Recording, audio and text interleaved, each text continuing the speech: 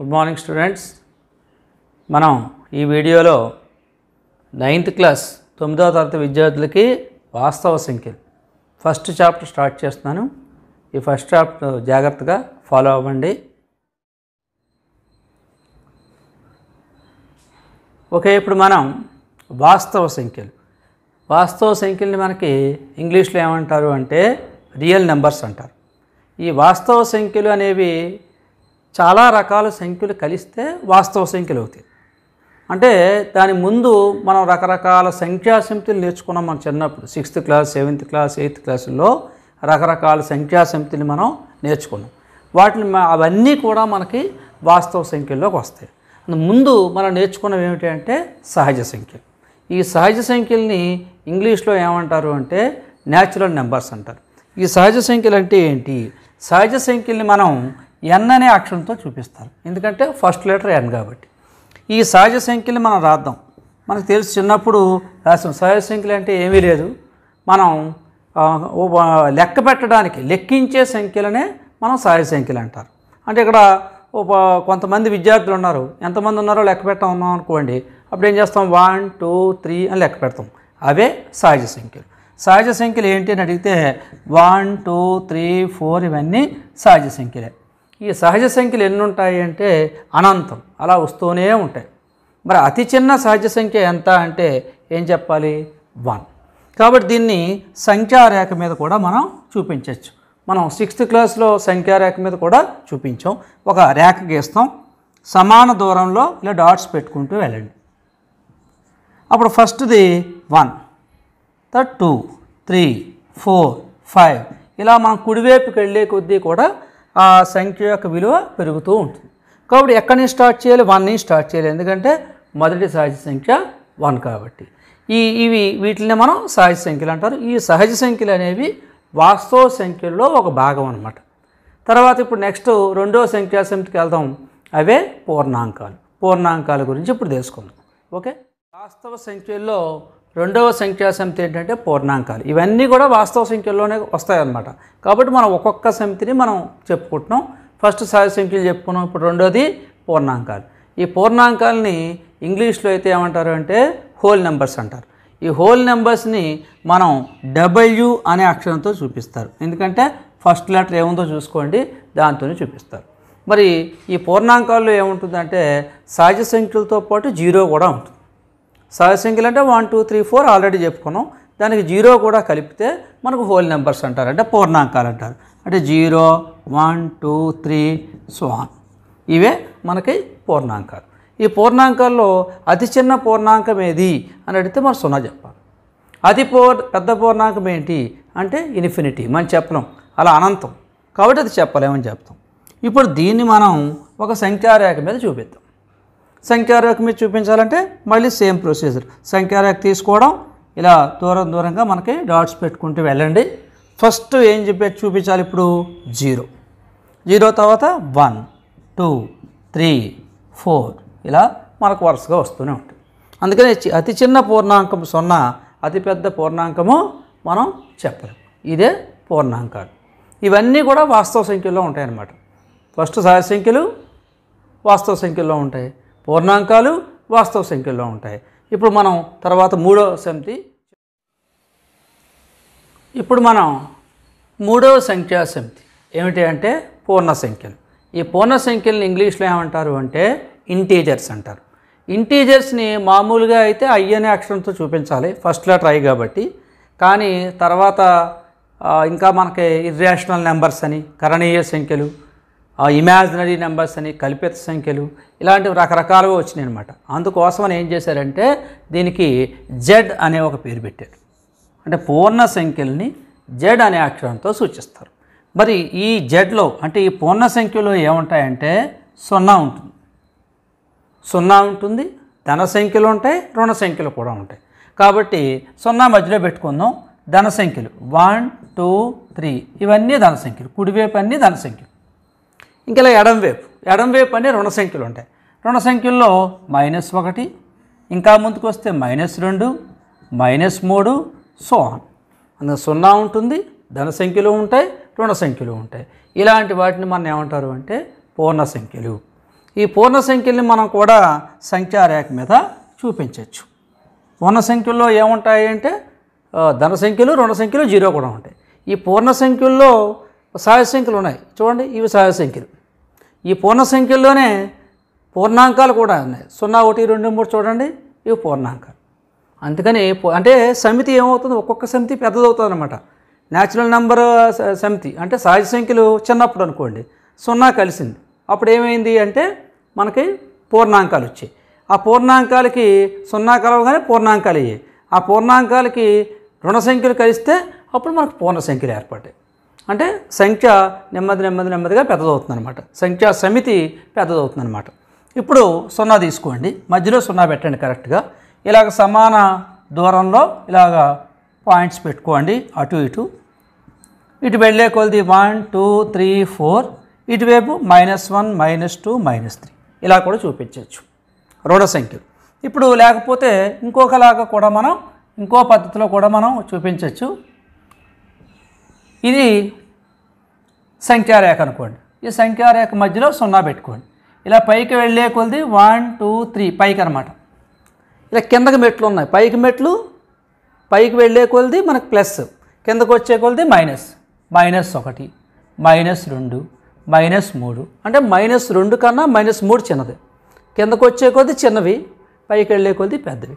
అదేవిధంగా ఇటువైపు పెద్దవి, ఇటువైపు చిన్నవి. అందుకని ఇలాగ మనకి ఇలా చాలా సంఖ్యలు ఉంటాయి, అలాగే ఇలా చాలా సంఖ్యలు ఉంటాయి. కాబట్టి అతి చిన్న పూర్ణ సంఖ్య ఏది అంటే మనం చెప్పలేం, ఎందుకంటే అలా కిందకు వెళ్ళిపోతాం. కాబట్టి అతిపెద్ద పూర్ణ సంఖ్య ఏంటి అది కూడా మనం చెప్పలేం. 1, 2, 3, 4 అలా పెరిగిపోతూ ఉంటుంది. కాబట్టి వీటిని మనం ఏమంటారు అంటే పూర్ణ సంఖ్యలు. పూర్ణ సంఖ్యలు యాక్షన్తో చూపిస్తున్నాం Z. ఓకే, ఇప్పుడు 4వ సంఖ్యా సమితికి వెళ్ళిపోదాం.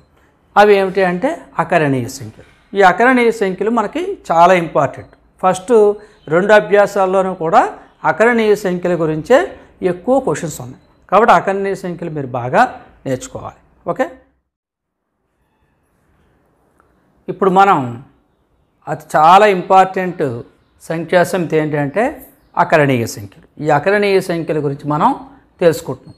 అకరణీయ సంఖ్యల్ని ఇంగ్లీష్లో ఏమంటారు అంటే రేషనల్ నెంబర్స్ అంటారు. వీటిని Q అనే అక్షరంతో చూపిస్తారు. ఇప్పుడు ఇవి చాలా జాగ్రత్తగా మనం నేర్చుకోవాలి. ఎందుకంటే సహజ సంఖ్యలు ఉన్నాయనుకోండి, సహజ సంఖ్యలు ఏంటి అని అడిగితే 1, 2, 3, 4 అని మనం అలా వరుసగా చెప్పేసేయచ్చు, ప్రాబ్లం ఉండదు. అదే పూర్ణాంకాలు అడిగారు అనుకోండి 0, 1, 2, 3, 4 అని చెప్పేసేయచ్చు.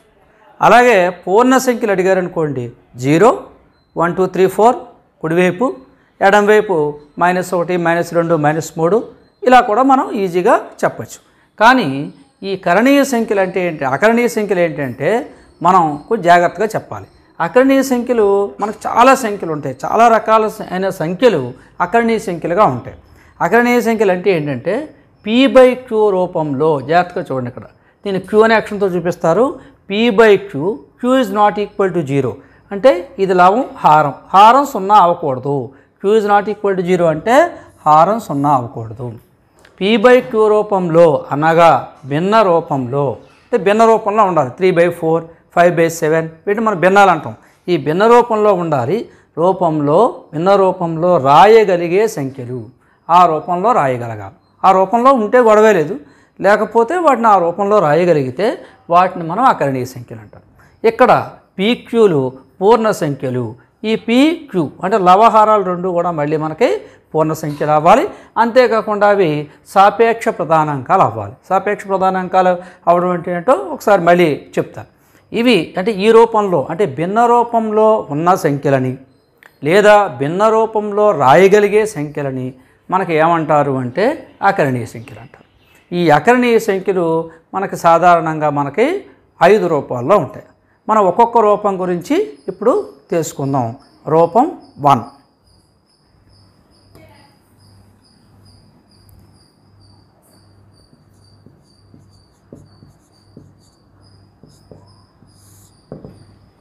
రూపం 1 నేర్చుకుందాం. రూపం 1లో ఏం చెప్తున్నామంటే అకరణీయ సంఖ్యల్లో ఫస్ట్ సాధారణ భిన్నాలు.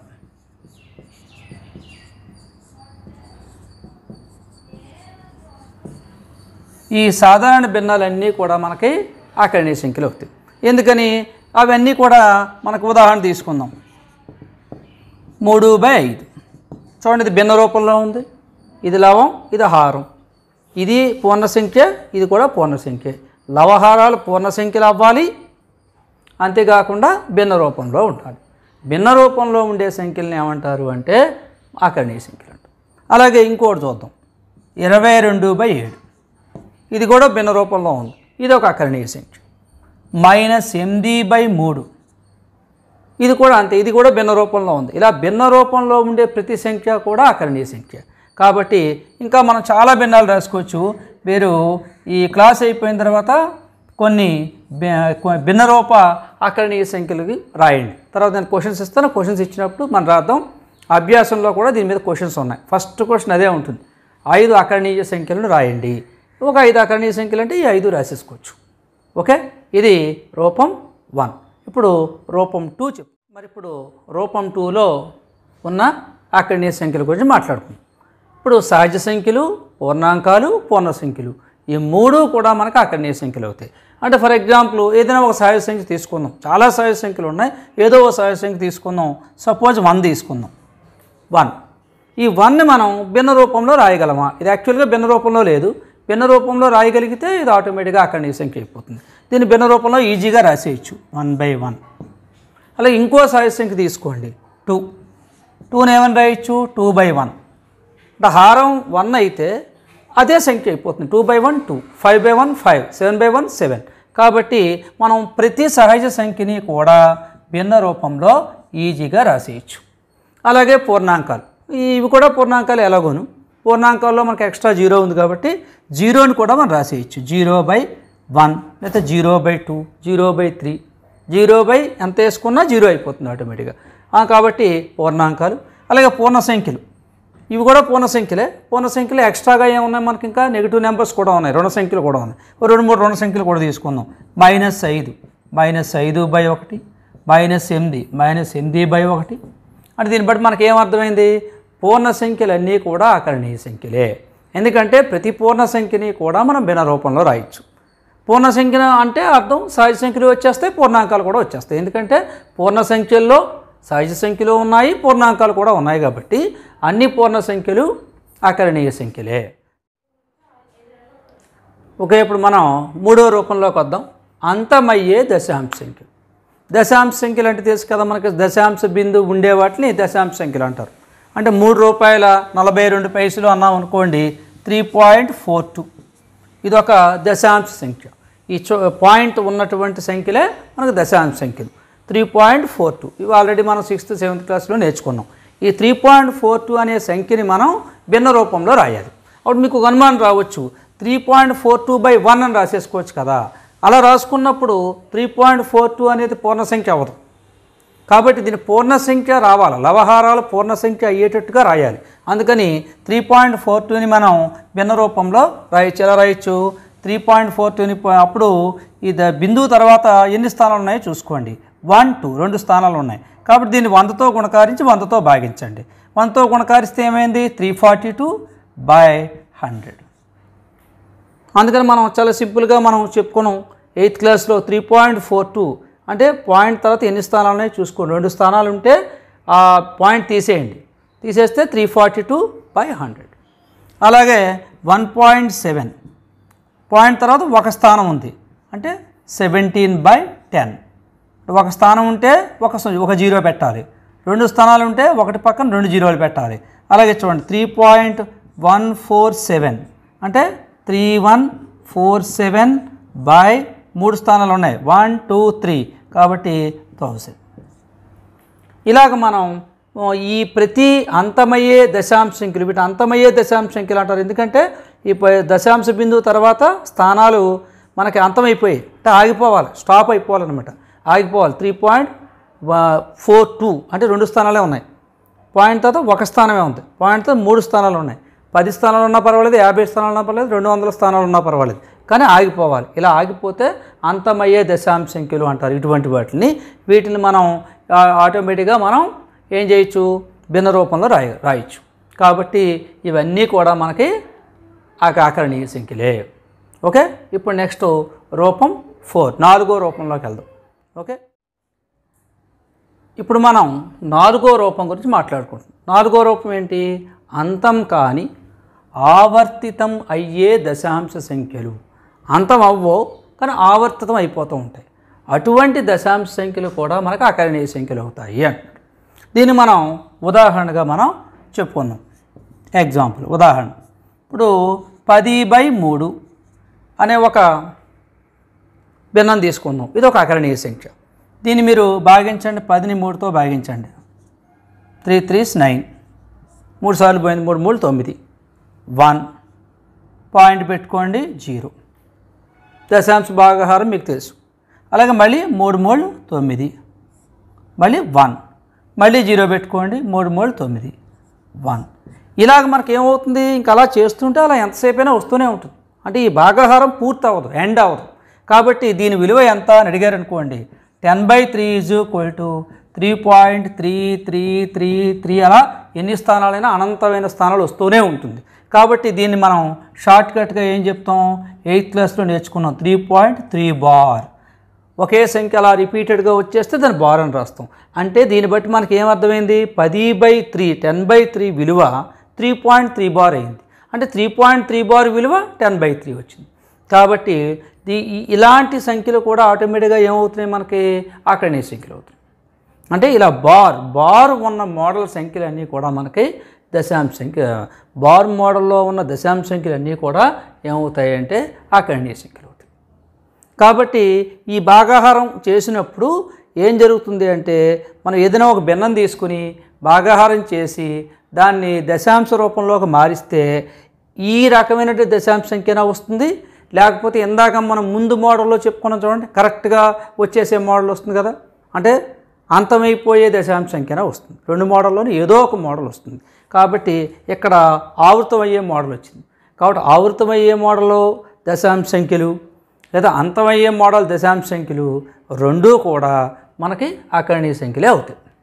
ఓకే, కాబట్టి మరికొన్ని ఉదాహరణలు ఇక్కడ చూద్దాం. చూడండి, 2-3 ఉదాహరణలు రాస్తున్నాను. 3.36 ఇది ఇప్పుడే చెప్పుకున్నాం, 10/3. అలాగే 5.5 బార్, ఇది 50/9. 50/9 చేస్తే 5.5 బార్ వస్తుంది. కాబట్టి ఇలాగా ఆవర్తితమయ్యే దశాంశ సంఖ్యలు అన్నీ కూడా మనకి ఏమవుతాయంటే అకరణీయ సంఖ్యలు అవుతాయి. వీటి మీద ఇప్పుడు మనం చాలా క్వశ్చన్స్ ప్రాక్టీస్ చేద్దాం. ప్రాక్టీస్ చేస్తే ఇంకా మీకు బాగా అర్థమవుతుంది. మీరు అర్థం చేసుకోవాల్సింది ఏమిటంటే, అంతమయ్యే దశాంశ సంఖ్యలు అకరణీయ సంఖ్యలు అవుతాయి, ఆవర్తితం అయ్యే దశాంశ సంఖ్యలు కూడా అకరణీయ సంఖ్యలు అవుతాయి. ఈ 2 పాయింట్లు బాగా గుర్తుపెట్టుకోండి. తర్వాత 5వ రూపం. 5వ రూపం మాట్లాడుకుంటే మూలాలు వ్యవస్థితమయ్యే సంఖ్యలు. అంటే అది వర్గమూలాలు అని పెట్టుకోవచ్చు మీరు. మూలాలు లేదా అంటే ఘనమూలం, అలా ఇంకా రకరకాల మూలాలు ఉంటాయి. మనం వర్గమూలాలు వ్యవస్థిత, ఘనమూలం వర్గమూలం మనం 8th క్లాస్లో చెప్పుకున్నాం. అది ఘనమూలం కానీ వర్గమూలం కానీ ఏదైనా సరే మూలాలు వ్యవస్థితమయ్యే సంఖ్యల్ని మనం ఏమంటారు అంటే అవి కూడా అకరణీయ సంఖ్యలు అవుతాయి. ఉదాహరణకి మనకు √1 వర్గమూలం కట్టండి. అంటే 1ని దేనికైనా వర్గం కింద రాయాలి, ఒక సంఖ్య వర్గం కింద రాయాలి. ఎలా రాయొచ్చు? 1 స్క్వేర్. అంటే √1² అంటే 1ని 1 స్క్వేర్ కింద రాసాం. కాబట్టి దీని వర్గమూలం ఎంత అంటే 1. అలాగే 4 ఉంది, √4. దీన్ని ఏమని రాయొచ్చు? 2 స్క్వేర్ అని రాయొచ్చు. దాని మూలం అనమాట. దేన్ని వర్గం చేస్తే ఈ సంఖ్య వస్తుందో అదే వర్గమూలం. 4 రావాలంటే 2ని వర్గం చేయాలి. అందుకని 4కి వర్గమూలం ఎంత అంటే 2. 2 యొక్క వర్గం 4, 4 యొక్క వర్గమూలం 2. 2² = 4. అంటే 2 యొక్క వర్గం 4, 4 యొక్క వర్గమూలం 2. అది దేని నుంచి, మూలం అంటే దేని నుంచి వచ్చింది, అది ఏ సంఖ్య నుంచి వచ్చిందో దాన్ని మనం మూలం అంటాం. కాబట్టి దీనికి వర్గమూలం 2. అలాగే √9 దీన్ని ఏమని రాయొచ్చు? 3 స్క్వేర్ అంటే 3. అంటే √9 అంటే వర్గమూలం, 9 యొక్క వర్గమూలం 3. ఇలా వర్గమూలం వ్యవస్థితమయ్యే సంఖ్యలు అంటే వర్గమూలం వచ్చే సంఖ్యలు. ఒకవేళ వర్గమూలం వస్తే దాన్ని మనం అది ఆటోమేటిక్గా మీకు అకరణీయ సంఖ్య అయిపోతుంది. ఎందుకని ఈ 1 ఏమని రాసుకోవచ్చు? మళ్ళీ 1/1. 2 నేను రాసుకోవచ్చు 2/1, 3 నేను రాసుకోవచ్చు 3/1. అలాగ మనకి వాటిని భిన్న రూపంలో రాసేయచ్చు. కాబట్టి వర్గమూలాలు కానీ ఘనమూలాలు కానీ వ్యవస్థితమయ్యే సంఖ్యల్ని మనం ఏమంటామంటే అకర్ణీయ సంఖ్యలు. అలా కాకుండా మీరు √2 తీసుకున్నారనుకోండి, దీనికి వర్గమూలం లేదు. అంటే ఏ సంఖ్యను వర్గం చేసినా 2 రాదు. అంటే దానికి సరైన వర్గమూలం, ఖచ్చితమైన వర్గమూలం లేదు. 1 తీసుకుందామంటే సరిపోదు. 2 తీసుకుంటే 2² 4 అయిపోతుంది. 1 తీసుకుంటే 1² 1 అవుతుంది. కాబట్టి దాని ఖచ్చితమైన వర్గమూలం లేదు. కాబట్టి ఇది మనకి అకర్ణీయ సంఖ్య అవ్వదు. అకర్ణీయ సంఖ్య అవ్వాలంటే దానికి ఖచ్చితమైన వర్గమూలం ఉండాలి. అలాంటి ఖచ్చితమైన వర్గమూలం ఉన్నటువంటి సంఖ్యలన్నీ కూడా అకర్ణీయ సంఖ్యలు అవుతాయి. అందుకని మొత్తం మీద అకర్ణీయ సంఖ్యలు మనకి 5 రూపాల్లో ఉంటాయి. ఒకటి ఏంటంటే సాధారణ భిన్నాలు, రెండోది పూర్ణ సంఖ్యలు, మూడోది అంతమయ్యే దశాంశ సంఖ్యలు, నాలుగోది అంతం కాకపోయినా పర్వాలేదు ఆవర్తితమయ్యే దశాంశ సంఖ్యలు, అలాగే ఐదోది వర్గమూలం లేదా ఘనమూలం, మూలాలు వ్యవస్థితమయ్యే సంఖ్యలు. ఈ 5 రకాల సంఖ్యలు కూడా మనకి అకర్ణీయ సంఖ్యలు అవుతాయి. ఈ అకర్ణీయ సంఖ్యల్ని ఏ అక్షరంతో చూపిస్తారు అంటే Q అనే అక్షరంతో సూచిస్తారు. ఓకే,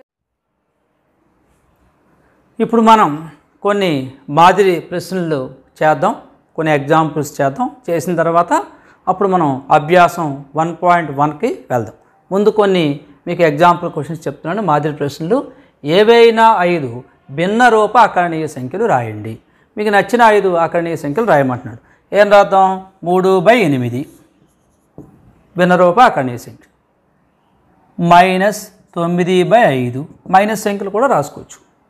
అయితే 7/8, 20/11, -100/3. ఇలా మీకు నచ్చినటువంటి ఏవైనా 5 భిన్న రూప అకర్ణీయ సంఖ్యలు రాయండి. మీరు నోట్స్లో రాసేటప్పుడు ఏం చేస్తారంటే మీకు నచ్చినవి రాసుకోండి. అక్కడ నేను రాసినవి రాయాలని లేదు, మీకు నచ్చినవి ఇక్కడ రాయండి. ఓకే, ఇప్పుడు సెకండ్ క్వశ్చన్ చూడండి. పూర్ణ సంఖ్యలు అకర్ణీయ సంఖ్యలు అవుతాయా? అవుతాయని మనం ఆల్రెడీ చెప్పుకున్నాం. ఎలా అవుతాయో ఇప్పుడు మనం చూపించాలి వాళ్ళకి. అవుతాయా వివరించండి, ఇది క్వశ్చన్. అప్పుడు దీనికి ఉదాహరణగా మనం కొన్ని తీసుకుందాం. ఫస్ట్ ఏం తీసుకుందాం? 0 తీసుకుందాం. 0ని మనం భిన్న రూపంలో చూపిద్దాం. 0/1 అంటే ఆటోమేటిక్గా అకర్ణీయ సంఖ్య అయిపోయింది. అలాగే 1 తీసుకుందాం. 1/1 అకర్ణీయ సంఖ్య. 2 తీసుకుందాం. 2/1 అకర్ణీయ సంఖ్య. -1 -1/1 అకర్ణీయ సంఖ్య. -2 -2/1. అంటే దీన్ని బట్టి పూర్ణ సంఖ్యలన్నింటినీ కూడా మనం భిన్న రూపంలో రాయగలం కాబట్టి మనం రాయొచ్చు. అందుకని మనం ఏమని రాద్దామంటే పూర్ణ సంఖ్యలన్నీ అకర్ణీయ సంఖ్యలు అవుతాయా అని అడిగాడు కాబట్టి మనం ఫస్ట్ ఆన్సర్ ఏం రాయాలి అంటే పూర్ణ సంఖ్యలన్నీ అకర్ణీయ సంఖ్యలు అవుతాయి, ఉదాహరణ అని చెప్పేసి ఈ ఉదాహరణ రాసేయండి. ఇప్పుడు థర్డ్ క్వశ్చన్ చూడండి. అంతమయ్యే దశాంశ సంఖ్యలు అకర్ణీయ సంఖ్యలు అవుతాయా వివరించండి. అవుతాయి అని మనం చెప్పుకున్నాం. అప్పుడు మనం రాస్తాం అంతమయ్యే దశాంశ సంఖ్యలు అకర్ణీయ సంఖ్యలు అవుతాయి, ఎందుకంటే వాటిని మనం P/Q రూపంలో రాయగలము. ఉదాహరణ మ్యాటర్ రాసిన తర్వాత ఉదాహరణ రాయండి. 1.71 ఇది అంతమయ్యే దశాంశ సంఖ్య, దీన్ని భిన్న రూపంలో రాయొచ్చు. దశాంశ బిందువు తర్వాత 2 స్థానాలు ఉన్నాయి చూడండి, 1 2 2 స్థానాలు ఉన్నాయి కాబట్టి 171 మీరు భిన్న రూపం రాసేటప్పుడు దశాంశ బిందువు తీసేసి 171 2 స్థానాలు కాబట్టి 1 2 0 పెట్టుకోండి, 100. అలాగే ఇంకొక ఎగ్జాంపుల్ ఇవ్వండి. 2.71435 కాబట్టి దీన్ని కూడా మనం ఏం చేయొచ్చు? దశాంశ బిందువు తర్వాత 5 స్థానాలు ఉన్నాయి. 271,435 బై 1 పక్కన ఎన్ని జీరోలు పెట్టాలి? 1 2 3 4 5 అంటే 1,00,000 అన్నమాట. దీన్ని సూక్ష్మ రూపంలో రాయాలి. దీన్ని సూక్ష్మ రూపంలో రాసిన తర్వాతే దాన్ని మనం అకర్ణీయ సంఖ్యగా చూపించాలి. అందుకనే ఏమంటారంటే ఈ PQలు సాపేక్ష ప్రధానాంకాలు అవ్వాలి అంటారు. సాపేక్ష ప్రధానాంకాలు అంటే వాటిని క్యాన్సిల్ చేసేయాలన్నమాట. ఇంకొక ఉదాహరణ చెప్తాను, ఇది పెద్దది ఉంది కాబట్టి తర్వాత క్యాన్సిల్ చేయండి. మూడోది 1.2. 1.2 అనేది కూడా అంతమయ్యే దశాంశ సంఖ్య. కాబట్టి దీన్ని ఏం రాయొచ్చు? 12/10, 12/10. 12/10లో వదిలేయకూడదు. 12/10లో వదిలేయకుండా మనం 2 టేబుల్ కొట్టేయండి. రెండో ఏకం కొట్టేస్తే 6 సార్లు పోయింది, ఇందులో 5 సార్లు పోయింది, 6/5. ఇది మనకి అకరణీయ సంఖ్య అవుతుంది. అందుకని పీక్యూలు సాపేక్ష ప్రధానాంకాలు అవడం అంటే ఇదే. అంటే వాటిని క్యాన్సిల్ చేసేసి సూక్ష్మ రూపంలో రాయాలి. మన సూక్ష్మీకరణ మనకు తెలుసు, కాబట్టి సూక్ష్మ రూపంలో రాసిన తర్వాత మాత్రమే అది మనకి సరైన అకరణీయ సంఖ్య అవుతుంది. ఓకే, మనం ఇప్పుడు 4th క్వశ్చన్ చూద్దాం. ఈ క్రింది భిన్నాలను దశాంశ భిన్నాలుగా రాయండి. చూడండి, 5వ పేజీలో ఉదాహరణ 4. మన టెక్స్ట్ బుక్లో ఆల్రెడీ 3 క్వశ్చన్లు ఇచ్చారు. వాళ్ళు ఏం చెప్తున్నారు? 3 భిన్నాలు ఇచ్చారు, అకరణీయ సంఖ్యలు. ఈ భిన్న రూపంలో ఉన్న అకరణీయ సంఖ్యలు, వీటిని దశాంశ రూప అకరణీయ సంఖ్యలుగా మనం మార్చాలి. అందుకని 7/16ని ఫస్ట్ మారుద్దాం. 7 తీసుకుందాం, 16తో భాగిద్దాం. పోవట్లేదు కాబట్టి 7లో 16 పోవట్లేదు, ఎందుకంటే చిన్న సంఖ్య అయిపోయింది కాబట్టి. అందుకని దశాంశ బిందువు పెట్టుకోండి, పాయింట్ పెట్టుకోండి. ఉత్తి పాయింట్ పెట్టుకోకూడదు కాబట్టి 0 పాయింట్ అని పెట్టాలి. ఎప్పుడూ ఉత్తి పాయింట్ పెట్టకూడదు, 0 పాయింట్ అని పెట్టాలి. అందుకని అప్పుడు 70, 70 అయింది. 70లో 16 ఎన్నిసార్లు పోయింది? 4 సార్లు పోయింది. 4 16లో 64 తీసేయండి, 6 60, 60 వచ్చింది. మళ్ళీ 60లో 16 ఎన్నిసార్లు పోయింది? ఈసారి మనకి 3 సార్లు పోయింది. 3 16లు 48, అంటే 2 అంటే 20, సారీ 12, 120. ఈ 120లో మళ్ళీ 16 ఎన్నిసార్లు పోయింది? ఎన్నిసార్లు పోయిందండి? 7 6లు 112, మళ్ళీ 8, మళ్ళీ చొక్క పెట్టుకోండి 80, సారీ మళ్ళీ 0 పెట్టుకోండి 80. 80లో 16 ఎన్నిసార్లు పోయింది? 5 సార్లు పోయింది. 5 16లు 80, 0. అంటే కరెక్ట్గా భాగించబడిపోయింది. చివరికి మనకు శేషం 0 వచ్చేసింది. అంటే ఇప్పుడు 7/16కి విలువ ఎంత అయింది అంటే 0.4375, అంటే అంతమయ్యే దశాంశ సంఖ్య వచ్చింది. అందుకని ఏదైనా ఒక భిన్నాన్ని మనం దశాంశ రూపంలోకి మారిస్తే ఖచ్చితంగా ఏం జరుగుతుందంటే ఇలా అంతమైపోయినా అంతమవుతుంది, లేదా ఆవర్తితమైన అవుతుంది. ఏదో ఒకటి జరుగుతుంది, గ్యారంటీగా ఏదో ఒకటి జరుగుతుంది. ఇక్కడ ఏమైందంటే అంతమయ్యే దశాంశ సంఖ్య వచ్చింది. అలాగే రెండో ఉదాహరణ చేద్దాం. అక్కడ ఏమొచ్చిందో మనకు అది కూడా ఒక ఐడియా వస్తుంది. ఓకే, ఇంకోటి మనం ఇక్కడ ఉన్నటువంటి హారాన్ని బట్టి చెప్పచ్చు అనమాట. హారాన్ని బట్టి అది అంతమయ్యే దశాంశ సంఖ్య వస్తుందా, ఆవర్తితమయ్యే దశాంశ సంఖ్య వస్తుందా అనేది మనం ఈ హారాన్ని చూసి చెప్పచ్చు. అది ఎలా చెప్పాలన్నది ఇంకో 2 ఎగ్జాంపుల్స్ అయిన తర్వాత మాట్లాడుకుందాం. ఇవి 10th క్లాస్లో కూడా చాలా ఇంపార్టెంట్ క్వశ్చన్స్. ఇప్పుడు రెండో లెక్క చూద్దాం. 2/3. 2 తీసుకోండి, 3తో భాగించండి. మళ్ళీ 2లో 3 పోవట్లేదు కాబట్టి మళ్ళీ పాయింట్ పెట్టుకోండి. ఉత్తు పాయింట్ పెట్టకూడదు కాబట్టి 0 పాయింట్. వెంటనే 0 పెట్టుకుంటాం. 20లో 3 ఎన్ని టైమ్స్ పోయిందంటే 6 సార్లు పోయింది. 6 3s 18, 6 3 18, మళ్ళీ 2, మళ్ళీ 0 పెట్టుకోండి 20, మళ్ళీ అగైన్ 20లో 3 6 సార్లు పోయింది. 6 3 18, మళ్ళీ 2, మళ్ళీ 20, మళ్ళీ 6 3 18. కాబట్టి ఇక్కడ మీకు ఇంకా ఎండ్ అవ్వదు, అలా వచ్చేస్తూనే ఉంటుంది. మీరు ఎంతసేపు చేసినా అలా చేసుకుంటూ వెళ్ళిపోవచ్చు.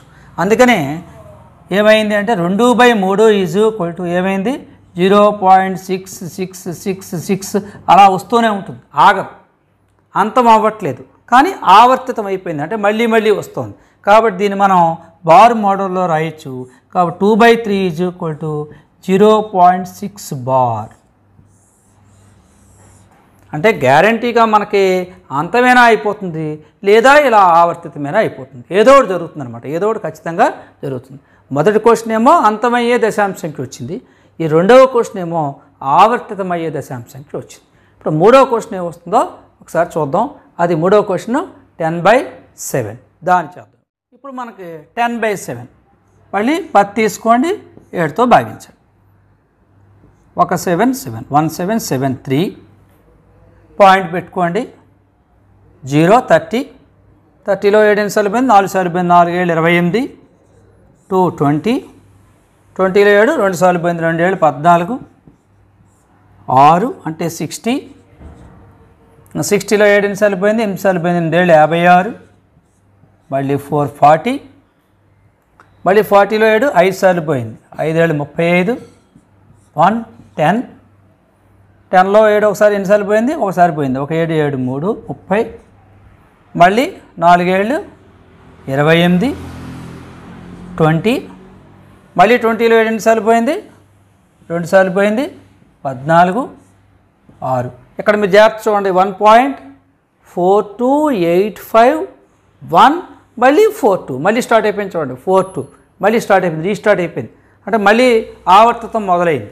కాబట్టి దీని విలువ ఎంత చెప్పుకోవచ్చు అంటే 10/7 ఈజ్ ఈక్వల్ టు 1.42851 బార్. అంటే ఇది కూడా మూడో ఎగ్జాంపుల్ కూడా 10/7 కూడా ఆవర్తితమయ్యే దశాంశంకి వచ్చింది. మనం 5వ క్వశ్చన్కి వచ్చేద్దాం. ఈ క్రింది దశాంశ సంఖ్యలను భిన్న రూపంలో రాయండి.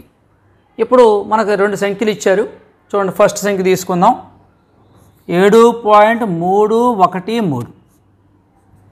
దీన్ని మనం భిన్న రూపంలో రాయాలి. భిన్న రూపంలో రాయాలి అంటే మనం చాలా సింపుల్గా చెప్పుకున్నాం. పాయింట్ తర్వాత ఎన్ని స్థానాలు ఉన్నాయి, 1 2 3 3 స్థానాలు ఉన్నాయి కాబట్టి 7313 బిందువు తీసేయండి, దశాంశ బిందువు తీసేయండి. ఎన్ని స్థానాలు ఉన్నాయి, 3 స్థానాలు ఉన్నాయి కాబట్టి 1000 వేసుకోండి. ఎందుకంటే 3 స్థానాలు ఉంటే ఒకటి పక్కన 3 జీరోలు పెట్టుకోవాలి. 1 2 3 దశాంశ బిందువు తర్వాత ఎన్ని స్థానాలు ఉన్నాయో చూసుకోండి, దాన్ని బట్టి మార్చేసేయండి. తర్వాత దీన్ని సూక్ష్మీకరించాలి, కుదిరితే దీన్ని సూక్ష్మీకరించండి. ఓకే. అలాగే ఈ క్వశ్చన్ కూడా చూడండి. రెండవ క్వశ్చన్ 3.28 అంటే 3 పాయింట్ తీసేయండి, 328 బై పాయింట్ తర్వాత 2 స్థానాలు ఉన్నాయి కాబట్టి బై 100. దీన్ని సూక్ష్మీకరించేద్దాం, 2 ఏకం కొట్టేద్దాం. 328లో సగం అంటే 150 ప్లస్ 14 అంటే 164/50. మళ్ళీ క్యాన్సిల్ చేసేయండి, 82/25. సో 82/25. ఇంకంతకన్నా మనకు సూక్ష్మీకరణ జరగదు కాబట్టి ఎంతవరకు అయితే అంతవరకు మనం చేయాలి. ఓకే. ఇప్పుడు మనకు 9th క్లాస్లో చాలా ఇంపార్టెంట్ క్వశ్చన్ ఇదే. 10th క్లాస్ కూడా బాగా ఇంపార్టెంట్. ఇది ఆవర్తితమయ్యే దశాంశ సంఖ్యలు. ఇవి బార్ ఉంది అంటే ఆవర్తితమవుతుందని అర్థం. ఇలాంటి దశాంశ సంఖ్యల్ని భిన్న రూపంలో రాయడం, ఇది మనకి 10th క్లాస్లో కూడా 1 మార్క్ 2 మార్క్స్ క్వశ్చన్స్ కింద ఇస్తున్నారు. మనకు కూడా చాలా ఇంపార్టెంట్. మనకు సమ్మేటివ్లో వస్తూ ఉంటాయి, ఫార్మేటివ్లో వస్తూ ఉంటాయి. చాలా ఇంపార్టెంట్ క్వశ్చన్స్, ఇవి మాత్రం బాగా నేర్చుకోవాలి. ఇప్పుడు 5.5 బార్ అనే సంఖ్యని మనం భిన్న రూపంలో ఇప్పుడు మార్చాలి. అప్పుడు ఏం చేయాలంటే ఆ ఇచ్చినటువంటి సంఖ్యని మీరు ఎక్స్ అనుకోవాలి. X is equal to 5.5 bar అనుకును. ఫస్ట్ మీరు ఇలాంటి క్వశ్చన్ ఏది ఇచ్చినా ముందు ఇచ్చినటువంటి సంఖ్యని మీరు ఎక్స్ అనుకోండి. ఎక్స్ అనుకుని తర్వాత దాన్ని ఎక్స్పాండ్ చేయండి, అంటే వివరంగా చూపించండి. 5.5 బార్ అంటే ఏంటి, 5.5కి బార్ ఉంది, ఈ 5కి పైన బార్ ఉంది కాబట్టి 5 5 5 5 అలా ఎన్నిసార్లైనా మనం రాసుకోవచ్చు. ఇలా ముందు ఏం చేయాలంటే ఇచ్చిన సంఖ్యని మనం విశదీకరించి రాయాలి. తర్వాత ఇప్పుడు ఏం చేస్తామంటే 10x కడతాం. 10x అంటే 10తో ఇంటూ చేస్తాం. 10తో ఇంటూ చేయడం వల్ల ఏం జరుగుతుంది అంటే ఈ దశాంశ బిందువు కుడివైపుకి ఒక స్థానం జరుగుతుంది. 10లో ఒక జీరో ఉంది, ఎన్ని జీరోలు ఉంటే ఆ సంఖ్యలో ఎన్ని జీరోలు ఉంటే అన్ని స్థానాలు జరుగుతుంది. కాబట్టి ఎంత అయింది, ఇది 55.555 ఇలాగ మనం 10x కట్టుకోవాలి. ముందు ఇచ్చిన దాన్ని x అనుకోవాలి, తర్వాత 10x కట్టుకోవాలి. కట్టిన తర్వాత దశాంశ బిందువు తర్వాత భాగం ఒకేలా ఉందేమో చూడాలి. అంటే ఈ బిందువు తర్వాత ఒకేలా ఉండాలి. బిందువు తర్వాత ఏముంది, ఇక్కడ 5555 ఉంది, ఇక్కడ కూడా 555 ఉంది. ఎన్ని ఫెయిల్ ఉన్నా పర్లేదు, ఎందుకంటే అలా వస్తూనే ఉంటాయి కాబట్టి. అలా రెండు సమానంగా ఉంటే ఇలా టిక్ పెట్టుకోండి. టిక్ పెట్టుకుని ఇందులో పెద్ద దాంట్లోంచి చిన్నదాన్ని తీసేయండి. అంటే 10xలోంచి x తీసేయండి. 10x పైన వేసుకోండి, ఆ టిక్లు పెట్టేసినది మళ్ళీ రాయాలి మీరు. 55.5555 దాని కిందే మళ్ళీ ఎక్స్ 5.555 సో ఆన్ తీసుకుని ఓ దాంట్లో తీసేయండి. తీసేస్తే 10x నుంచి x పోతే 9x. అలాగే 50 ఈ పార్ట్ దశాంశ బిందువు తర్వాత భాగం ఒకేలా ఉంది కాబట్టి అది క్యాన్సిల్ అయిపోతుంది. ఇలా కొట్టేయండి, ఇలా క్రాస్గా కొట్టేయండి. 55లో 5 తీసేయండి, 50 అంటే 9x = 50. సో 9x = 50 కాబట్టి 9x = 50 కాబట్టి x ఎంత అంటే 9 తీసుకెళ్ళిపోతే 50/9 అంటే 5.5 బార్ = 50/9 అంటే మనం ఇది భిన్న రూపంలోకి మార్చామన్నమాట. ఎందుకంటే అదేమో ఆవర్తిత దశాంశంగా ఉంది, దీన్ని మనం ఏం చేస్తామంటే భిన్న రూప ఆకరణీయ సంఖ్యగా దీన్ని మనం మార్చాం. ఓకే, ఇప్పుడు సెకండ్ క్వశ్చన్ చూద్దాం. ఇప్పుడు మనం సెకండ్ క్వశ్చన్ చూద్దాం. 3.24 బార్ దీన్ని మనం మార్చాలి. అంటే ఎలా మార్చాలి? మనం ఆకరణీయ సంఖ్య, భిన్న రూప ఆకరణీయ సంఖ్య అంటే p/q రూపంలోకి మార్చాలి. ఇప్పుడు దాని వెంటనే మనం ఏం చేయాలి? x అనుకుందాం. x = 3.24 బార్ అనుకున్నాము. సో x దాన్ని ఏం చేయాలని చెప్పుకున్నాం? నెక్స్ట్ ఎక్స్పాండ్ చేయాలి. 3.24 ఇలా ఎన్నిసార్లు అయినా మీరు రాసుకోవచ్చు. 3 సార్లు 4 సార్లు రాయండి సరిపోతుంది. తర్వాత ఇప్పుడు మనం ఏం చేద్దాం? 10x కట్టండి. ఇందాకట్లాగా 10x కట్టండి. 10x కడితే దశాంశ బిందువు కుడివైపుకి ఒక స్థానం జరుగుతుంది. అంటే 3 పాయింట్ అలా 32 పాయింట్ అవుతుంది. 32.424 సో ఆన్. ఇప్పుడు ఏం చేయాలని చెప్పాను? దశాంశ బిందువు తర్వాత ఒకేలా ఉందేమో చూడాలి. ఇక్కడ బిందువు తర్వాత ఏముంది? 2424 ఉంది. ఇక్కడ ఏముంది? 4242 ఉంది. అంటే ఒకేలా లేదు. ఒకేలా లేకపోతే అప్పుడు 100xకి వెళ్ళాలి. ఇంకా అలా పెంచుకుంటూ వెళ్ళాలన్నమాట. ఒకేలా వచ్చేలాగా పెంచుకుంటూ వెళ్ళాలి. సో ఇప్పుడు 100x తీసుకుంటే ఇంకొక స్థానం జంప్ చేయించండి. అంటే 324.2424 సో ఆన్. అంటే ఈ చుక్క తీసుకొచ్చి ఇక్కడ పెట్టండి. అంటే ఈ పాయింట్ తీసుకొచ్చి ఇక్కడ పెట్టండి. 324.2424 మొత్తం ఇప్పుడు మన దగ్గర 3 ఉన్నాయి. x, 10x, 100x 3 ఉన్నాయి. ఈ మూడింట్లోనూ పాయింట్ తర్వాత దశాంశ బిందువు తర్వాత ఒకేలా ఉన్నావు చూడండి. చూడండి, ఈ రెండు అబ్జర్వ్ చేయండి. x 100x చూడండి ఒకసారి. దశాంశ బిందువు తర్వాత 242424 ఉంది, ఇక్కడ కూడా 2424 ఉంది. కాబట్టి ఈ రెండు టిక్ పెట్టుకోండి. దశాంశ బిందువు తర్వాత భాగం ఎందులో అయితే ఒకేలాగుందో ఆ రెండు చూసుకుని ఆ రెండింటికి టిక్ పెట్టుకుని పెద్ద దాంట్లోంచి చిన్నది తీసేయాలి. అప్పుడు ఏం చేస్తాం? పెద్దది 100x వేసుకోండి. 100x = 324.242424 so on. దాని కింద x 3.242424 సో ఆన్. ఇక్కడ మీరు అర్థం చేసుకోవాల్సిందంటే కరెక్ట్గా పాయింట్ కింద పాయింట్ పెట్టాలి. ఈ రెండు ఆటోమేటిక్గా క్యాన్సిల్ అయిపోతాయి. ఇంకెప్పుడు అవి క్యాన్సిల్ అయిపోతూ ఉంటాయి.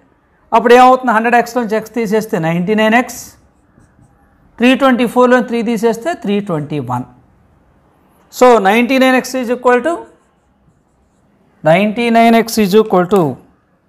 321.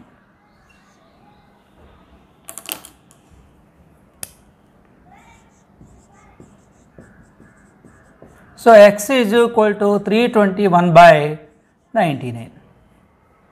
దీన్ని అవసరమైతే దీన్ని క్యాన్సిల్ చేయాలి. అప్పుడు ఏం క్యాన్సిల్ చేద్దాం? జనరల్గా మనకి 3 టేబుల్ పోతుంది 107 టైమ్స్, ఇందులో 33, ఇంకేం పోదు. కాబట్టి ఫైనల్గా మనకి 3.24 బార్ = 107/33. ఇలాగ మనం భిన్న రూపంలోకి మార్చాలి. 7th question. 1.62 బార్ను p/q రూపంలో రాయండి. ఇది మనకు 6వ పేజీలో ఉదాహరణ 6 మన టెక్స్ట్ బుక్ క్వశ్చన్. ఈ క్వశ్చన్ కూడా మన సేమ్ ఇందాకలాగే x = 1.62 బార్ అనుకొనిము. సో x రాసేద్దాం. 1.62కి బార్, దేనికి బార్ ఉంటే ఆ భాగాన్ని మనం మళ్ళీ రాయాలి. అంటే 62 62 62 ఇలా మీరు ఎన్నిసార్లైనా రాసుకోవచ్చు. 3 సార్లు 4 సార్లు రాయండి. తర్వాత ఇమీడియట్గా మనం 10x తీసుకుందాం. అంటే దశాంశ బిందువు ఒక స్థానం జరుగుతుంది. 16.26262 సో ఆన్. దశాంశ బిందువు తర్వాత ఒకేలాగా లేదు కాబట్టి మళ్ళీ 100xకి వెళ్ళిపోదాం. అంటే 162.6262 సో ఆన్. మొత్తం మీద మూడింట్లోనే ఎందులో ఉంది, ఎక్స్లో 100xలో సేమ్ ఉంది చూడండి. దశాంశ బిందువు తర్వాత ఇంక ఈ భాగం సమానంగా ఉంది కాబట్టి ఈ రెండు టిక్లు పెట్టుకొని పెద్ద దాంట్లోంచి చిన్న తీసేయండి ఇందాకలాగే. 100x = 162.6262 so on. అలాగే దాని కింద x = 1.6262 సో ఆన్. తీసేయండి. తీసేస్తే 99x = ఈ పార్ట్ మళ్ళీ క్యాన్సిల్, సేమ్ పార్ట్ క్యాన్సిల్ అయిపోతుంది. 161. So 99x = 161. x = 161/99. అంటే 1.62 బార్ = 161/99. ఈ రకంగా మనం భిన్న రూపంలో p/q రూపం, p/q రూపం అంటే ఏంటి, భిన్న రూపం. కాబట్టి భిన్న రూపంలో ఈ విధంగా మనం మార్చుతాం. ఇది ఇక్కడితో మనకి ఈ చాప్టర్ కంప్లీట్ అయింది. ఇప్పుడు మనం అభ్యాసం 1.1 చేద్దాం. నెక్స్ట్ వీడియోలో అభ్యాసం 1.1 చేద్దాం. ఈ లోపల మీరు ఈ వీడియో చూసిన తర్వాత ఆ ఎక్సర్సైజ్ ఒకసారి ట్రై చేయండి. ఎన్ని క్వశ్చన్లు చేయగలిగితే అన్ని క్వశ్చన్లు ట్రై చేయండి. ఓకే, ఈ వీడియోని 2-3 సార్లు చూడండి. 2-3 సార్లు చూస్తే మీకు ఒక ఐడియా వస్తుంది. ఓకే.